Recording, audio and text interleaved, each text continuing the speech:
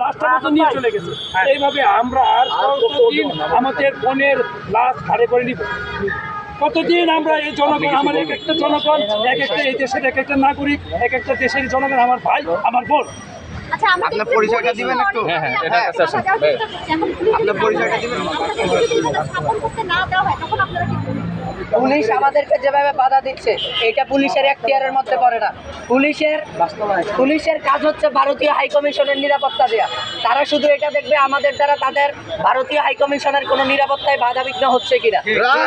যদি আমাদের উদ্দেশ্য হতো ভারতীয় হাইকমিশনে হামলা অথবা এই ধরনের কোনো নিরাপত্তা বিঘ্নিত করা, তাহলে আজকে আমরা হাজার হাজার মানুষকে নিয়ে আসতে পারতাম।